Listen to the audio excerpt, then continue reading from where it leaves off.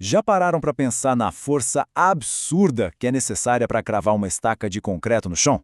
É uma força gigantesca, repetitiva e precisa. Pois é, por trás dessa baita façanha da engenharia civil tem uma física que é, olha, elegantíssima. Nesta análise, a gente vai desvendar o segredo de como um bate-estaca consegue transformar a simples queda de um martelo numa força de impacto avassaladora. E para isso, vamos usar dois conceitos-chave: trabalho e energia. E essa é a nossa grande pergunta, né? Como é que a gente sai de umas fórmulas de um livro de física para chegar num número de verdade, um cálculo que um engenheiro de fato usaria lá na obra? Bom, é exatamente essa jornada que a gente vai fazer agora, conectando a teoria com a prática de um jeito bem poderoso. Para começar, a gente precisa da nossa primeira ferramenta. E aqui já vai uma curiosidade. Na física, se alguém passar o dia inteiro empurrando uma parede que não sai do lugar, por mais que sue e se canse, o trabalho realizado é zero. É isso mesmo, zero. Isso porque, para a física, trabalho tem uma definição muito específica, que junta força e, o ponto principal, deslocamento. E aqui está a definição exata. O trabalho, que a gente chama de W, só existe se uma força conseguir mover alguma coisa. A fórmula já diz tudo para a gente. Ele depende do tamanho da força, o F, da distância que o objeto andou, o D, e do cosseno do ângulo entre a direção da força e a do movimento. Ou seja, se a força e o movimento estão na mesma direção, o trabalho é máximo. Agora, se eles são perpendiculares, o trabalho é nulo. E como é que a gente mede isso? Em joules, representado pela letra J. Para ter uma ideia, a energia que se gasta para levantar uma maçã da mesa até a altura da boca é mais ou menos um joule. Parece pouco, né? Mas essa é a pecinha fundamental do nosso quebra-cabeça para entender a energia que uma força consegue transferir. Agora, uma sacada genial sobre o trabalho é que ele pode ser positivo, negativo ou nulo. Pensa assim, quando a força ajuda o movimento, como a gravidade puxando o martelo do nosso bate-estaca para baixo, o trabalho é positivo. Ele está injetando energia no sistema. Quando a força atrapalha, como o atrito do ar, o trabalho é negativo, ele está roubando energia. E quando a força é perpendicular, tipo quando seguramos umas sacolas de compras e andamos para frente, o trabalho que os braços fazem é zero, porque a força é para cima e o movimento é para frente. Ok, então se o trabalho pode colocar ou tirar energia, para onde essa energia vai? Bom, quando o trabalho muda o estado de movimento de alguma coisa, essa energia aparece de um jeito bem óbvio: a energia cinética.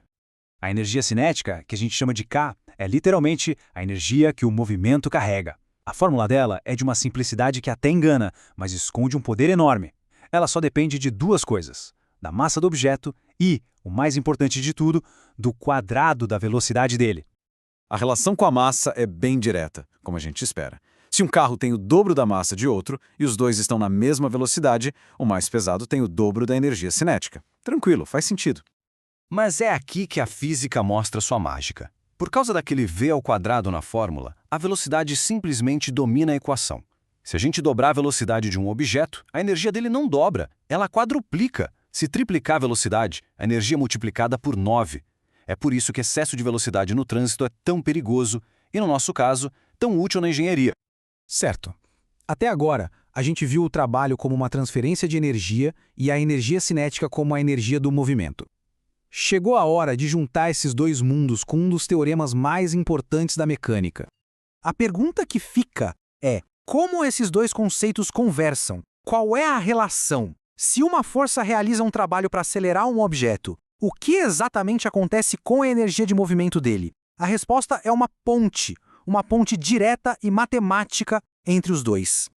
E aqui está a chave de tudo: o teorema trabalho-energia. Ele diz de forma bem clara que o trabalho total feito sobre um corpo é exatamente igual à mudança na energia cinética dele. Cada joule de trabalho positivo se transforma num joule a mais de energia de movimento. E cada joule de trabalho negativo é um joule de energia de movimento que foi embora. É a conexão perfeita entre o mundo das forças e o mundo da energia. Então, armados com essas ferramentas, trabalho, energia cinética e o teorema que une os dois, a gente finalmente pode voltar para o nosso problema de engenharia e desmontar ele pedacinho por pedacinho. A lógica do cálculo é brilhante, olha só. Primeiro, a gente analisa a queda do martelo. A gravidade faz um trabalho positivo, acelerando ele para baixo, enquanto o atrito faz um trabalho negativo, freando um pouquinho. O saldo final, o trabalho total, dá 5.700 joules.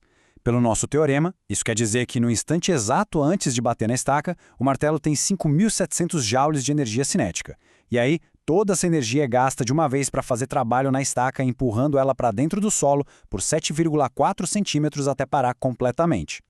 E qual o resultado final de tudo isso? Uma força média de 79 mil newtons. Para a gente ter uma ideia do que isso significa, é quase o mesmo peso de um caminhão de 8 toneladas. Uma força de impacto mais de 40 vezes maior que o peso do próprio martelo. E toda essa amplificação de força vem de um princípio bem simples: concentrar toda a energia acumulada em 3 metros de queda numa distância de parada minúscula de só 7,4 centímetros. Bom, a gente viu como o trabalho pode virar energia de movimento. Mas isso abre uma nova pergunta, né? E quando a gente faz um trabalho contra a gravidade para levantar um objeto pesado, mas ele acaba parado lá no alto de uma prateleira, sem movimento, sem energia cinética, o trabalho foi feito, a energia foi transferida, mas para onde? A resposta está na energia de posição, ou como a gente chama, energia potencial. Mas essa já é uma outra história fascinante da física.